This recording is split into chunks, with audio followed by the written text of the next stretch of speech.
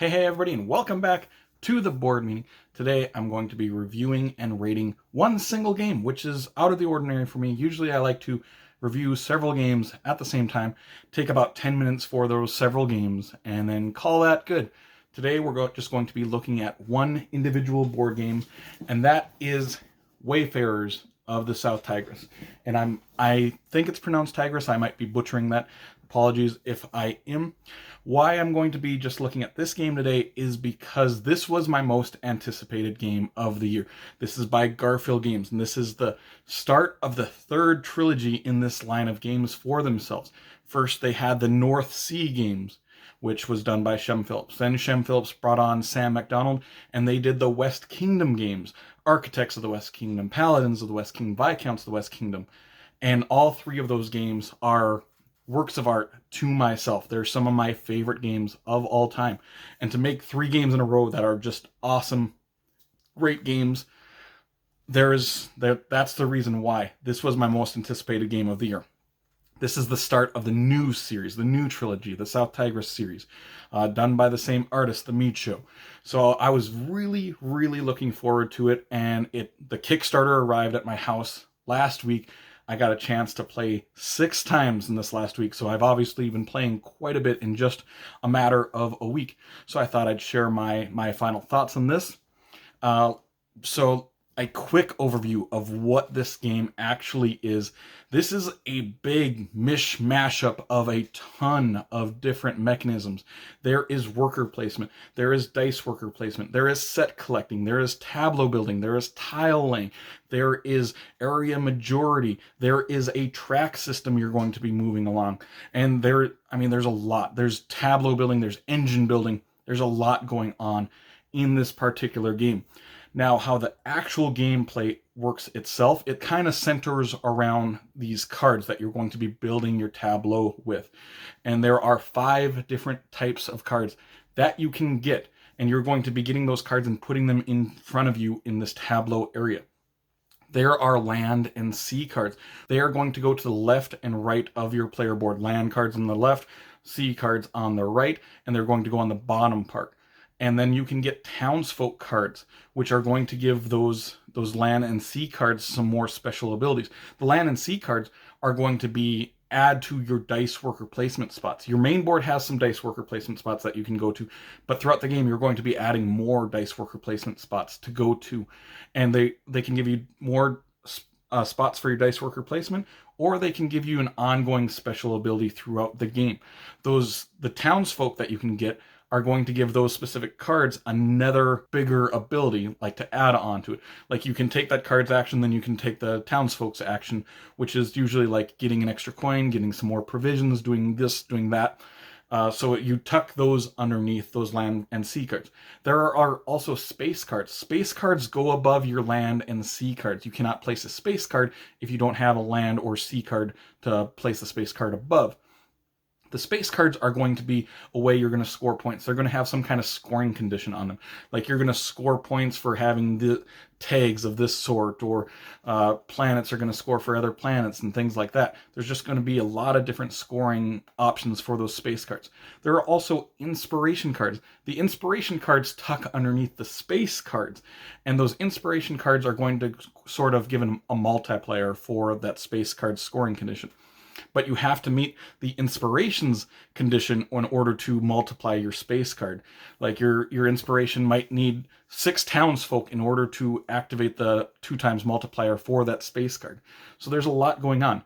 How the actual game works itself, you're going to have dice in front of you, and you're going to roll those dice, and you're going to place those dice along those dice worker placement spots in your tableau and take those actions. And a lot of the actions center around getting me more resources, getting coins, getting provisions, or else getting more cards, getting those land cards, sea cards, space cards, all of those different cards. There's going to be spots to place your dice in to do that.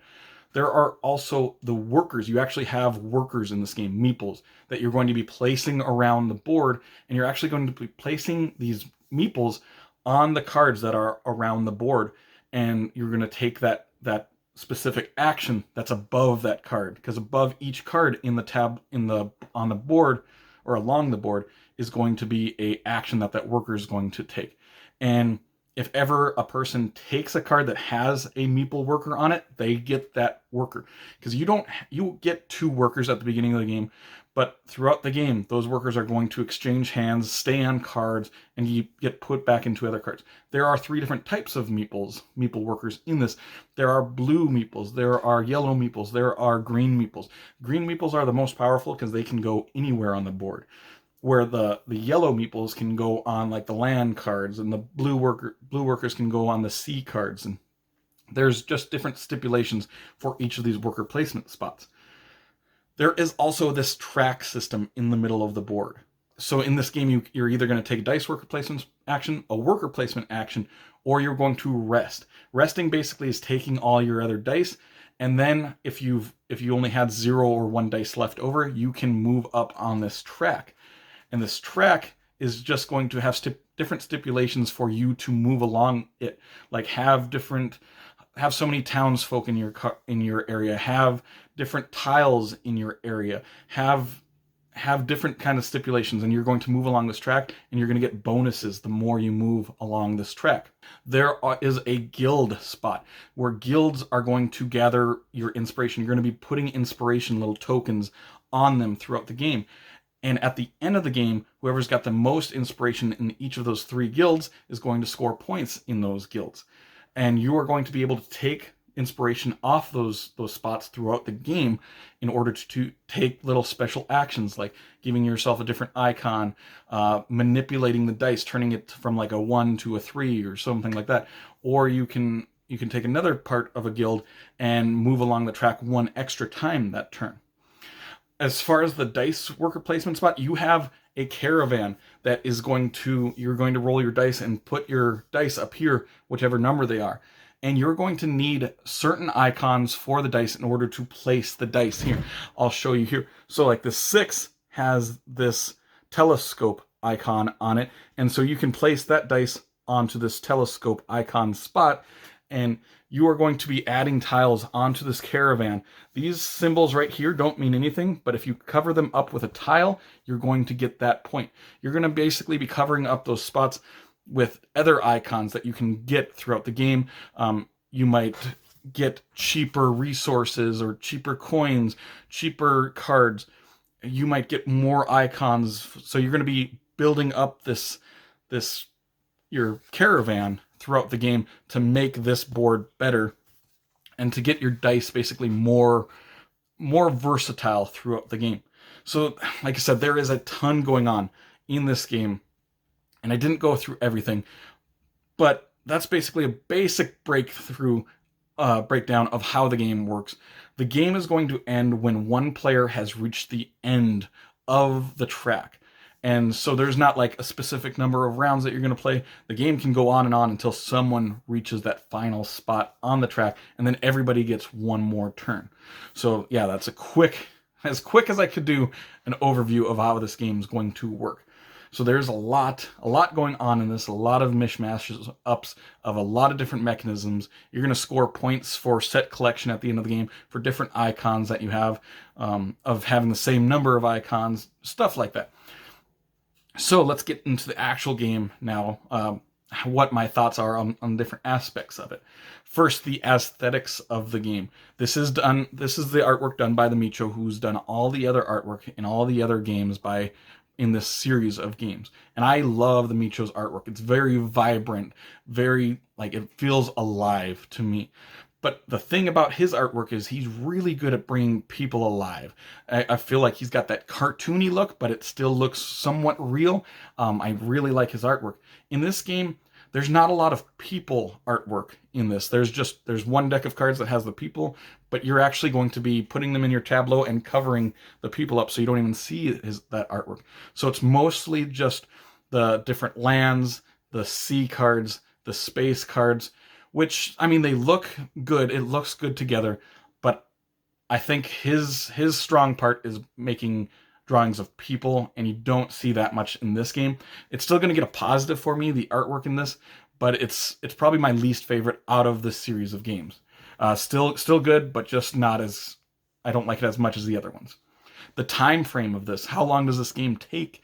This was taking me about an hour and a half to 2 hours every game I played of this, and I was mostly playing at 2 players. I played one 3-player game, it took a little bit longer. I've not played 4 players. I don't think I want to play at 4 players because it's just going to take longer than I want to play this particular game. And so I can't comment on 4-player much, but I think this is a good game at 2 players. It's just like Paladins and Viscounts for me is the best at 2 players. I think this one is going to be best at 2 players for myself. I get all the enjoyment out of it that I want at 2 players. The weight of this game. This is a big, heavy game. On BGG, I rated it a 4 out of 5 for weight. There's a lot going on in this game. This is a big teach. This is a big learn. For myself to learn this game, who I am very familiar with Garphill games and all their games, for me to learn this game, I had to read the rule book, watch a how to play video, watch a playthrough video, and then I read the rule book again. And then I was still kind of fuzzy about it. After I played the game, though, I mean, everything clicked after I played it. And so I think I know the game pretty well now, but it was a large learning curve to get into this game. There was a lot of investment to get into this game. I think this is the heaviest. To me, this is on par with Paladins or Viscounts of the West Kingdom weight of it, if not heavier. There is a lot going on. There's a lot of iconography in this game, and if you haven't played any Garphill games, they focus a lot on iconography. So if you're not familiar with games of the past from them, this is going to be a big jump into. So if you're not familiar with Garphill games, I would suggest starting with Raiders of the North Sea and then going into the West Kingdom games and then coming to Wayfarers of the South Tigris in order to get into this game, because it's just a lot of iconography, but luckily some of it spills over from game to game. So a more learned person of Garphill games is going to have an easier time with this. I taught this to a couple people, and the people that were familiar with Garphill games got the iconography pretty quickly, but I taught one person who had never played any of their games. That was a teach for them, and I don't blame them. There's a lot going on in the game, plus the iconography of it. So it was a big teach for myself for this game. Because there's a lot going on in this game. There's a lot of options. Right from the get-go, this feels like an open world game to me because there's so many options. Your first turn of the game, there's like 20 some different things that you could possibly do on that very first turn. So you have to look around the board, look at your own personal board, look at your dice worker placement spot, look at the worker placement spots on the board, look at the track, seeing what symbols you need to move along that track. There's just a lot that even the guilds put influence into. There's just a lot going on in this game. And that can cause a lot of AP. I would not suggest playing this game with people with analysis paralysis. They are going to take several minutes each of their turns to move in this game because there's so much to look at, so much to analyze. You're going to want to look several turns in advance in this game. So yeah, just don't play with people who have AP for this game because it's going to extend that game substantially. As far as experienced players versus new players, people who are experienced in this game, I think, are going to wipe the floor with new players, because new players are just going to look at this and be almost overwhelmed with all the different options, where people who have played it can look and like, okay, I'm going to do this, this, this, and this. And new players are just going to be like, what do I do? What should I do? I don't know what's good. And to me, for the replay value of this game, it has more replay value than any of the other Garphill games that have come out because of that open worldness of how many options you can do. Of, do you want to focus on the land cards or the sea cards or get space cards, or make this really big engine with your townsfolk card, or get a lot of inspiration? There's so many different options you can do in this game, so many paths you can take. So I think there is a ton of replay value. I've played this game 6 times and I haven't even come close to seeing everything, doing all the different strategies I want to try out. This is a very point salad-y game too. So all your options are good. You're going to score points for a lot of different things. You're going to score points for the different icons on your land and sea cards. There's set collection sort of for that part. Having more of the same type of symbol, but also having a giant array of different types, having all 4 different types of aspects in your array. Your space cards, all of them will score points. Your townsfolk will score you points in different ways. And then those inspiration, there's a lot of different ways you're going to score. Your influence on the guild is going to score you points. So everything you're doing is going to score you points. You're like, should I do this? It's going to get me a point or 2. You're going to do this. It's going to give me a point or 2. So it's a very point salady type of game. But it is very brain burning. There is so much to think about, and your brain is going to be melting throughout this game. Like, what should I do next? What can I do? And it's all usually pretty good. But one negative I found in a couple games, not every game that I've played, some games started to feel very repetitive to me. Because you're getting provisions to get cards, you're getting money to get cards, and you're just repeating that process over and over and over again. And some games, you can really feel that repetitive nature of this game. Other games, you can't really, because it depends on how your game is going. I've had games of this that just flew by, and I've had games drag on. So to me, this game is sort of a fragile game. Depending on how your game goes, you can have this really cool engine going where you're doing several things on your turn, getting different cards, getting extra provisions, getting extra coin, getting a free card every once in a while, doing this, doing that. There's a lot of things in this engine building, but there are other games that engine building just fell flat for myself. Like, I couldn't get the cards that I needed to build out this cool engine, to make these cool things happen. I see my neighbor, they got this cool engine going, and I'm sitting there doing one action and it's done. Then I go to them and they do, like, it feels like 6 actions because they're comboing things. And that's one thing. There are so many cards in this game, and you don't even come close to going through any of the decks in this game. So each game is going to feel very differently. And there's some games you just want certain types of cards to come out, and they're not showing up. So it's like halfway through the game, and you're like, I've been waiting for this observation to come out for several rounds, and it's just not coming out. So halfway through the game, you have to switch strategies, going for different things, and that can really dull your game down a lot.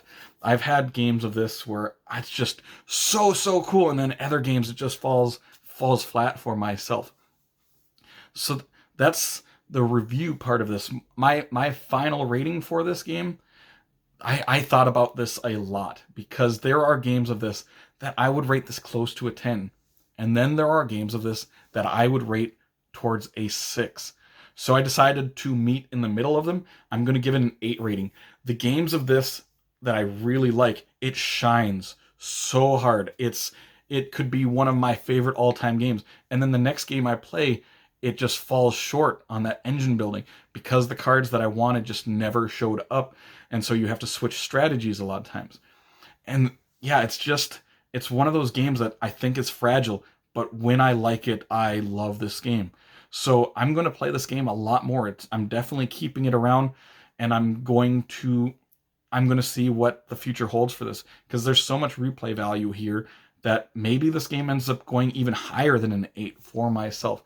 Maybe those dead games will come to cease after I've played this game so many times. But I have played it quite a bit. I mean, 6 games of a 2-hour game, I know what's going on in this game. And so for the points wise, I've had games of this where I scored 40 points, and then I've had games of this where I scored 80. It's so up and down for myself for this game, but more ups than downs, actually. It's a game, if you're a fan of Garphill games, I highly recommend checking this out. If you haven't played many Garphill games, I maybe try one of the other games in the West Kingdom, or maybe try Raiders of the North Sea. But that's my opinion for Wayfarers of the South Tigris. It's a game that I have really enjoyed playing the last week or so.